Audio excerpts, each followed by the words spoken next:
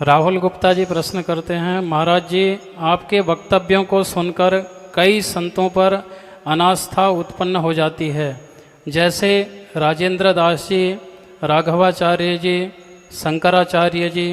क्या ऐसे अनास्था उत्पन्न होना उचित है? देखिए, अगर आपकी बुद्धि इतनी अपरिपक्व है तो पहली बात मुझे न सुने, इतनी कृपा मुझ पर कर दें। आज मैं स्वामी जी की भाषा क्यों बोल रहा हूँ भाई आज मैं आपकी भाषा बोल रहा हूँ। मुझ पर कृपा करें और मेरे वक्तव्यों को न सुने। मेरे वक्तव्यों का उद्देश्य आपको समझ में ही नहीं आ रहा है कि मैं बोल क्यों रहा हूँ। मैंने इसीलिए वक्तव्य नहीं दिया कि किसी की राजेंद्र दास जी में या राघवाचार्य जी में या शंकराचार्य जी में अश्रद्धा हो जाए। ये प्रारंभ से भी उद्देश्य नहीं है और आगे भी ऐसा उद्देश्य नहीं है। और हमने राघवाचार्य जी का विरोध किया, ये आपको कैसे पता चला? हमने राजेंद्र दास जी का विरोध किया या शंकराचार्य जी का विरोध किया, ये कैसे पता चला? हमने उस विरोध के पीछे जो कारण दिया या जो प्रमाण दिया, क्या उस पर चिंतन करना आवश्यक नहीं है? हमने क्या कहा होगा?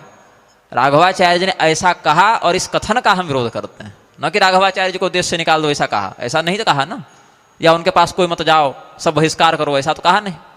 या राजेंद्र दास जी ने अमुक कथन, अभी इसी मंच से अभी हमने जो तिलक छाप वाला जो प्रश्न आया कि तीर्थों में माथा पर तिलक लगा देते हैं, तो वहाँ राजेंद्र दास जी का ही हमने नाम लेते हुए उनकी प्रशंसा और उनके मत का समर्थन करते हुए कहा। अभी व्रात्यस्तोम इत्यादि में पुरी के शंकराचार्य जी का नाम और संदर्भ देकर उनकी प्रशंसा करते हुए कहा। तो ये आपको आस्था क्यों नहीं जगा पा रहा है? इस कथन से आपको उनमें आस्था क्यों नहीं हो रही? हो जानी चाहिए थी। देखिए, पूर्ण कोई नहीं है। हमारे में भी 10 अवगुण हैं, हमारे कथन में भी 10 जगह गलती हो सकती है और होती ही होगी। किंतु मेरा यह उद्देश्य है कि सर्वतोभावेन जो भी बात समाज को मिले वह विशुद्धतम शास्त्रीय प्रारूप में मिले।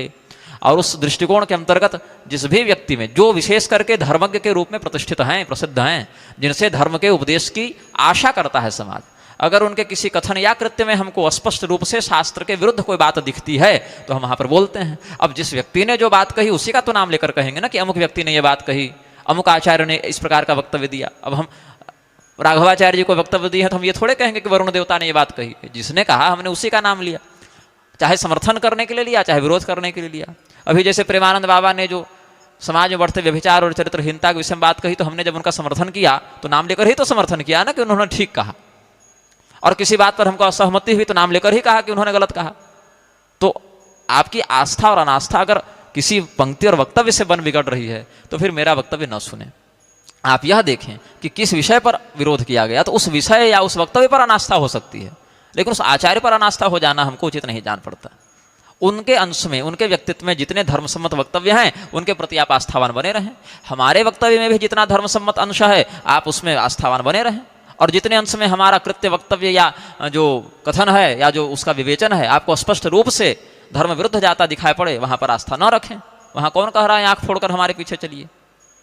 और कोई प्रश्न?